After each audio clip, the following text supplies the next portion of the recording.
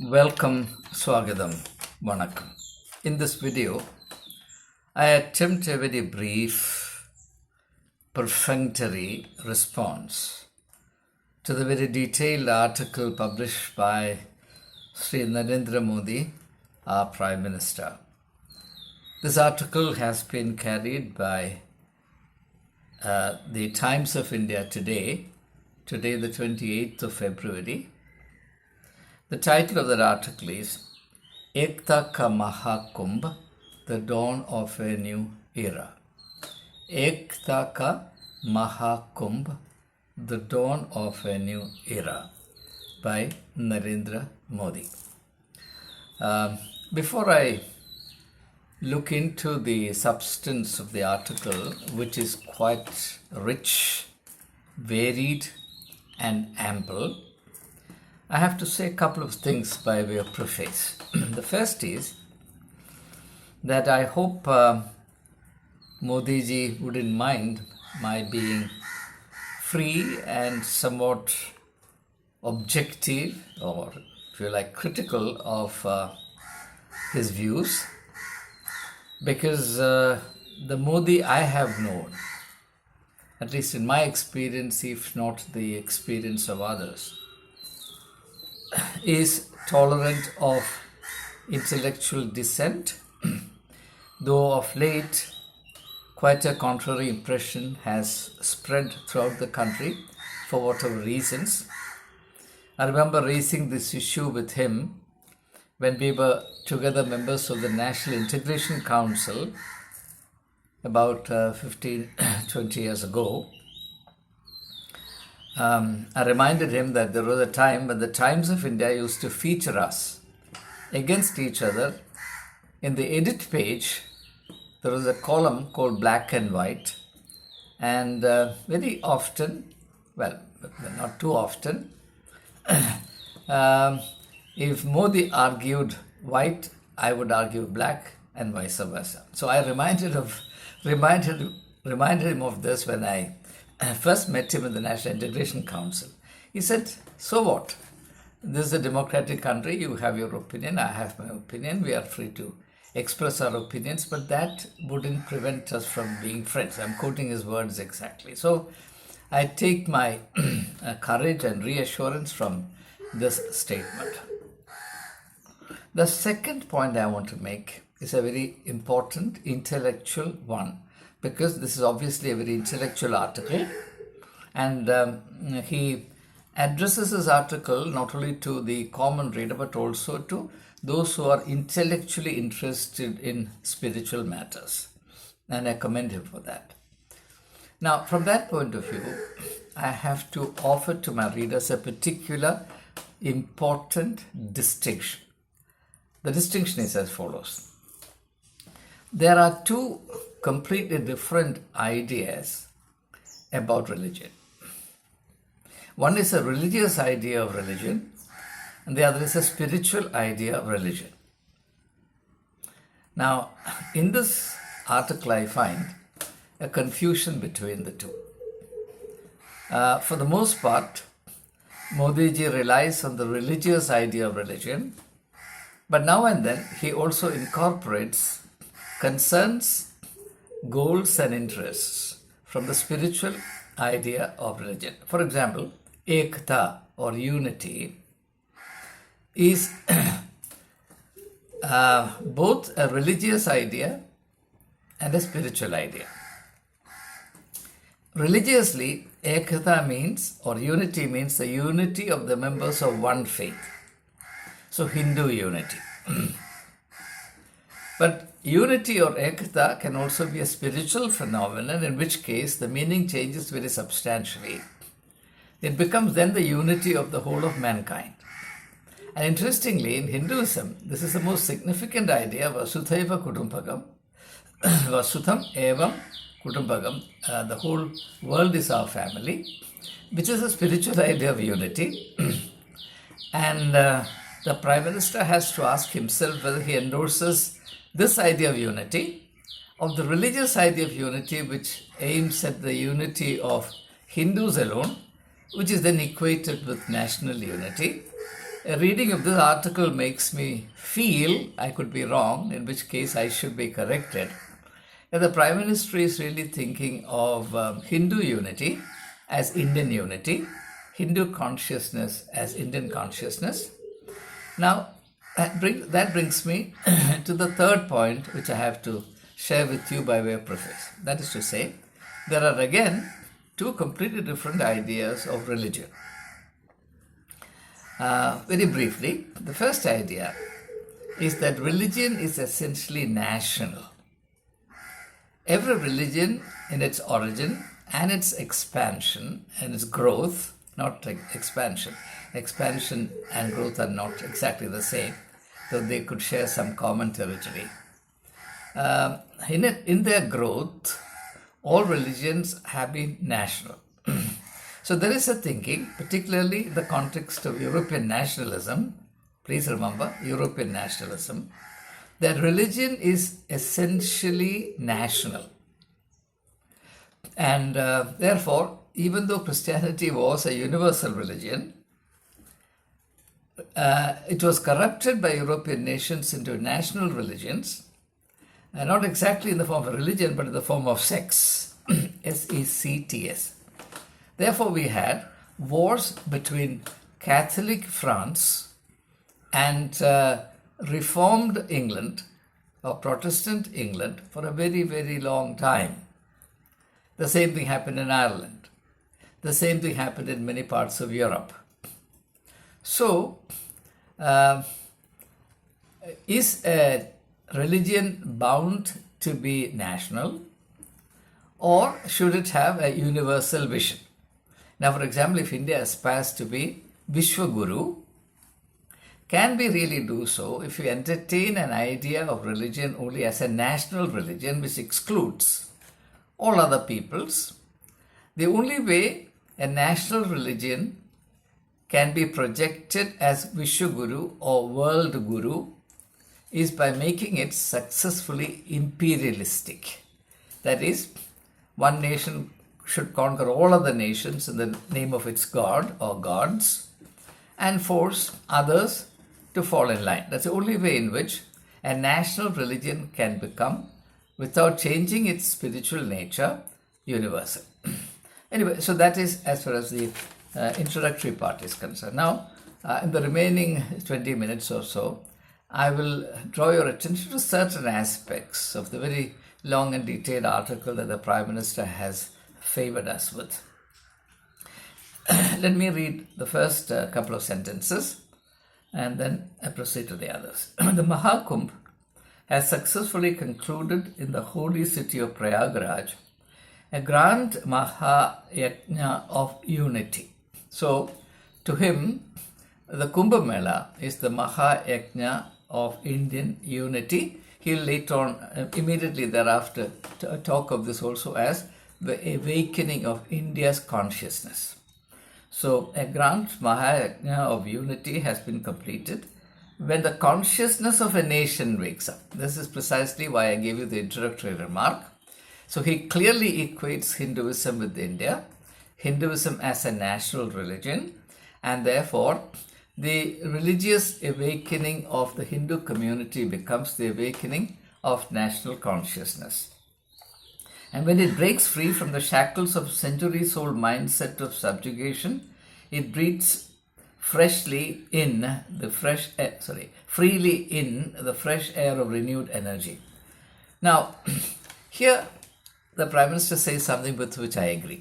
That is to say, every nation needs a catalytic agent. And history tells us that no ideology can really serve the role of a catalytic agent. As a person professing another faith, I'm not a Hindu, I'm not a practicing Hindu, I'm not a Hindu by religion. As a person professing another religion, I have absolutely no problem with and no hesitation in accepting the Prime Minister's idea that India's consciousness needs to be vitalized, India's energies need to be activated, and a new spell of freshness needs to be brought into this stale context. I'm in 100% enthusiastic agreement with him. But the only problem is this, or the only question I would pose for the Prime Minister is, can this be done solely by organizing certain religious rituals and festivals on an unprecedented mammoth scale? If it can be done, I have no problem, because I believe that's high time that we did justice to the genius of India. It has not happened. And also, I don't agree with the Prime Minister that the problem lay far in the back because of foreign domination. The Prime Minister must also remember that we have been free now 75 years. 75 years is good enough time for us to have washed India clean of all its accumulated dirt of foreign domination and the mindset of subjugation that we acquired. Why is it that we have not been able to emerge from this mindset of subjugation even after all the overseas agencies that subjugated us departed from our land a long time back? So that's another issue. Now, then he talks about, let me read another sentence, we witnessed the awakened consciousness of the nation. This was the Ektaka Mahakumbh. And then he says that Mahakumbh represents the consciousness of the 140 crore Indians, 1.4 billion Indians. Let me read that part. This was the Ektaka Mahakumbh, where the sentiments of 140 crore Indians converged at the same place. This I'm not able to understand. I hope that Prime Minister is not going the way of Trump, who is particularly interesting and colorful in the handling of facts. As far as the recently concluded Mahakumbh is concerned, initially it was projected that about 40 crores, that is 400 million people, will participate. Then the participation was revised to about 50 crores. And finally, it now stands at 60.1 crores. I don't know how this headcount was made. Now, 60 crores is about, if you like, 40%, 35 to 40% of India's population.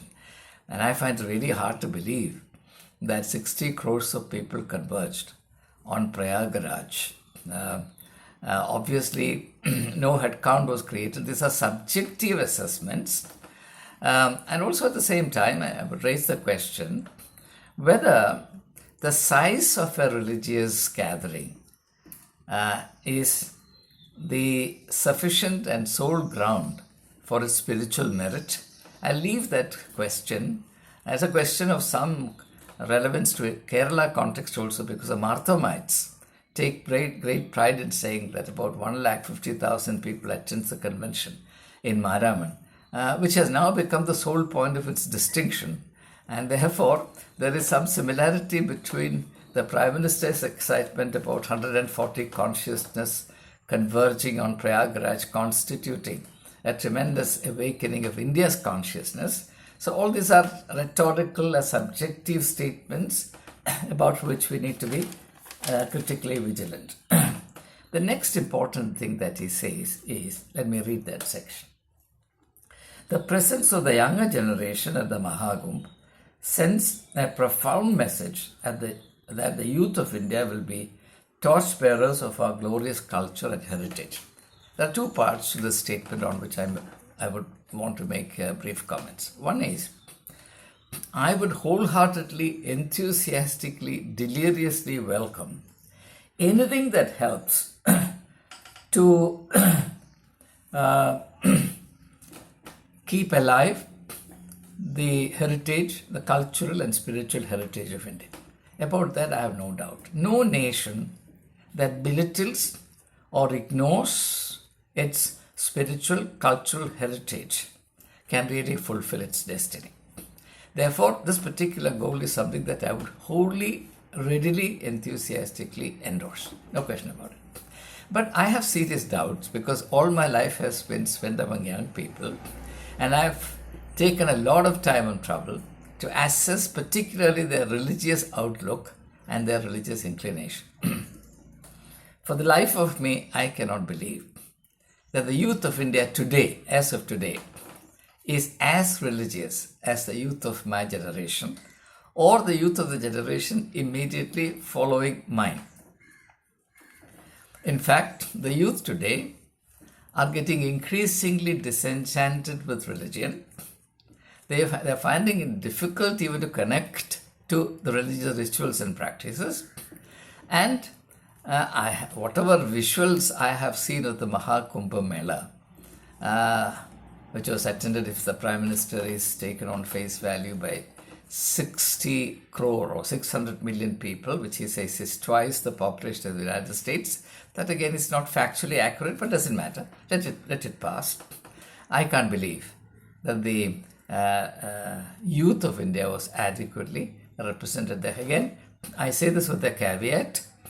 I'm basing this impression entirely on the visuals that I managed to see, and I don't claim that those visuals are comprehensive enough. But if the Prime Minister's claim is right, and the youth of India, underline the youth of India, were sufficiently or even proportionately represented there, I would take great heart from this. I'll feel greatly encouraged and excited about it. So that's that part. Now, as I said, it's a very long article. It's a 3-column article. There's a great deal. I can easily make 10 videos of 30 minutes duration out of this, but the substance is so varied and rich. Now let me read out another passage, which is the passage that challenged me to do this video. He says, if scholars of spirituality, he's not talking about scholars of religion.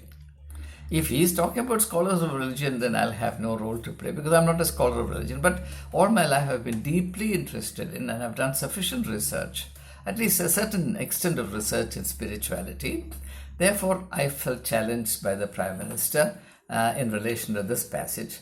If scholars of spirituality analyze the enthusiastic, he doesn't say scholars of Hindu spirituality. Had he said scholars of Hindu spirituality, then I would have been out.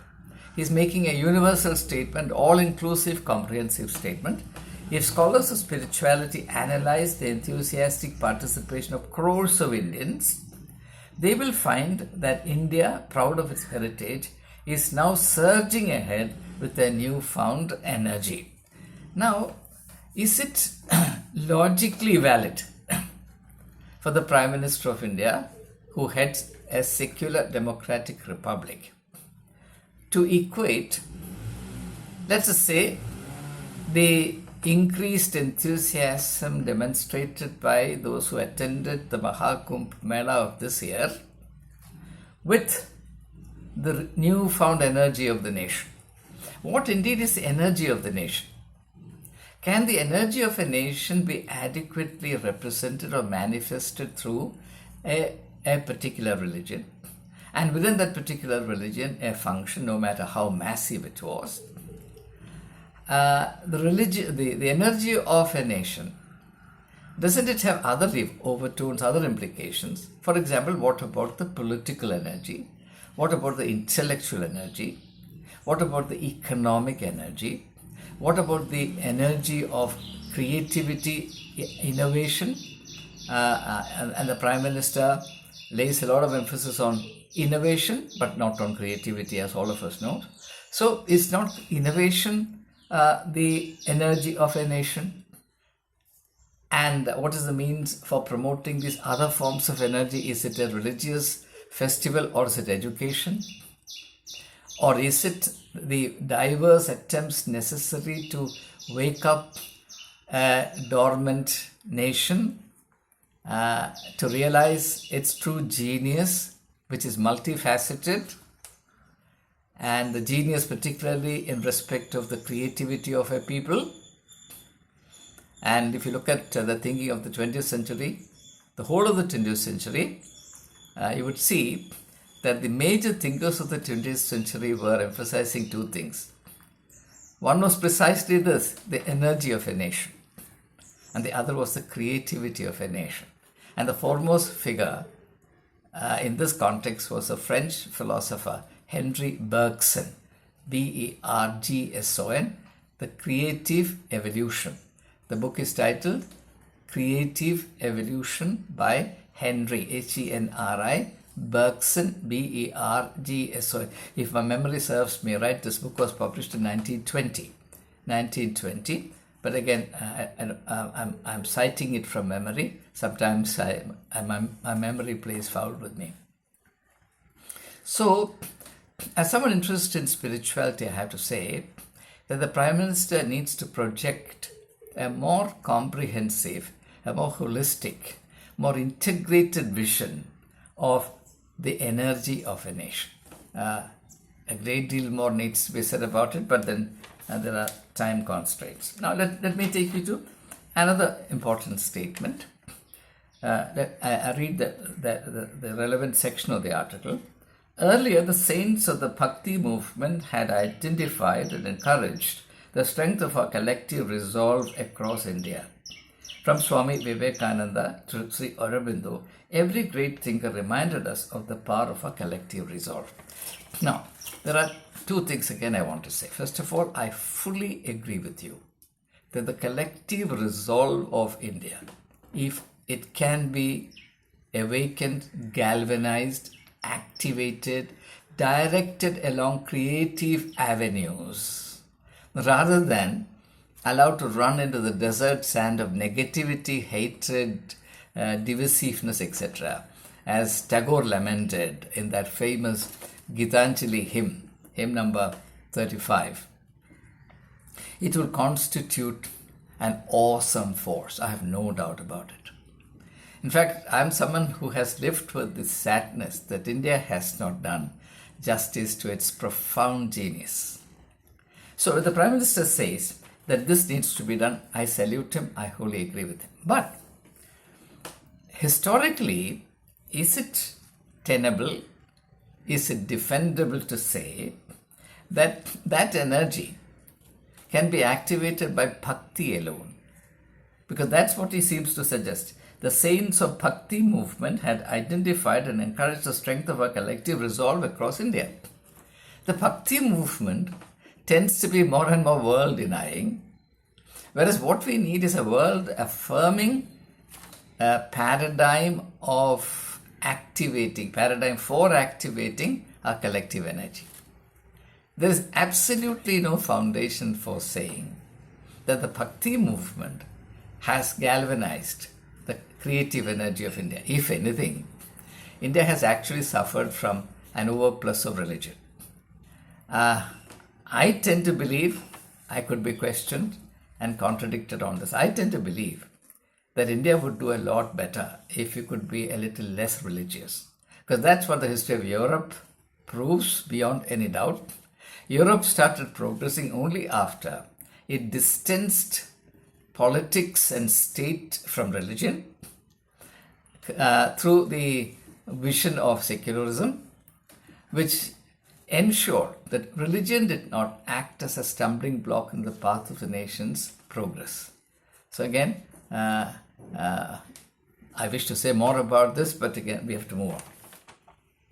Now, let me, now that it's already 23 minutes, I will not prolong this any further. Let me read one more paragraph and then I will stop. I have always, this is the last but one paragraph of what otherwise is a very long article. I have always had unwavering confidence in the bright future of our nation. I share this confidence 100%. But whether we have a national vision or an action program that would take advantage of this tremendous potential is something that I really worry about. So I have always had unwavering confidence in the bright future of our nation. Witnessing this Mahakumbh has strengthened my conviction manifold. Now, whether there is a logical connection between the first sentence and the second sentence, I leave to you to decide. The way 140 crore Indians turned Ekata Kumbh into a global occasion is truly wonderful. Now, there are two fallacies here. One is, as I've already stated, 140 Indians were not involved in this. As a matter of fact, I have very serious doubts if even 60 crore Indians were physically involved. It's very likely that the entire Hindu community well, even that is not very likely, because I know many, many, many Hindus who are not practicing Hindus. Just as I know many, many Christians who are not practicing Christians. Religion today is not the number one force in the life of an individual or a society. Actually, the spiritual core of a religion is not even the most important aspect of a religious establishment. I can say this safely that the spiritual core of Christianity is not the distinguishing feature of any church in Kerala or India. Religion is some kind of an ornament. And ornaments are worn not for any practical use. Nobody becomes more intellectual, not even beautiful in my opinion, because of wearing some ornaments. Okay, so the way 140 crore Indians turned the Ekta Mahakumbh into a global. Okay, secondly, the second fallacy is that Mahakumbh was not a global occasion. It was at best a national occasion. And it was turned into a national occasion with media, resources, with all kinds of preparatory exercises, national statesmen, showcasing VIPs, all the various techniques that are used in order to turn an event into something very significant. As all of us know, any event is only as significant as it is made out to be. Suppose you are a cynic, suppose you are a Hindu cynic, suppose you are, or a Hindu agnostic. You can't be a Hindu cynic and a Hindu agnostic. What I mean is an agnostic who happens to have born as a Hindu. You can't be an agnostic and a believer at the same time. It's obvious. Now, an agnostic situated within the Hindu identity would certainly question as to how the Prime Minister can include him in this description of 140 crore consciousness being focused on Prayagraj. The 15 to 18 crore, 150 to 180 crore Muslims will certainly violently disagree. The 30 million, 3 crore Christians, a vast majority of them would disagree. Likewise, the Sikhs and the Parsis are such a small community, so there's no need to talk about. So this is rhetorical. This is not factual. This is rhetorical. But, and I say this again. I want to conclude on that. I am a votary to national unity, and I fully believe in the words of President Abraham Lincoln, who in his very famous Gettysburg speech said, "A house divided against itself cannot stand." Therefore, the strength of a nation is not its nuclear bomb or its capacity for aerial attack, its missiles and its attack airplanes, etc., Rafale and all the rest of it. Fifth generation fighter aircrafts. The real strength of a nation is its people, and people power becomes real only through unity, and unity has to be created, sustained, enriched and activated. So any ideology which thrives on spreading hate, disunity and fragment the Indian society can only have a blighting influence on national unity. It cannot but suppress the consciousness of India from expressing its full vigor. And if anybody thinks that pan-Indian unity can be promoted by merely focusing on Hindu unity, they're sadly mistaken, because if Hindu unity is sought to be achieved by creating disunity between Hindus and Muslims, what will happen is disunity gets established as a national paradigm for thinking, and therefore, as Arun Shourie argued in one of his articles published when he was a hardcore Hindutva ideologue, once this paradigm of disunity is nationally enshrined, it will begin to affect and infect the Hindu community as well. Once, via this ideology of national unity based on negative politics succeeds eminently, let's say, and it succeeds in neutralizing the 20 crore people who belong to various minority communities in India, 20-25 crore. Then what will happen is, this demon of disunity will begin to break out of the Hindu community itself. There's no question about it. Well, I don't want to be a prophet of doom. Let me close by saying that I fully endorse the Prime Minister's insight that national unity and the revitalization of our long dormant national energy is an imperative. But whether or not we today have a vision and a program of action appropriate to it is a question that I leave with the Prime Minister and all those who really believe in the future of India, as I myself do. Jai Hind, all the very best for all my viewers. Thank you. See you soon.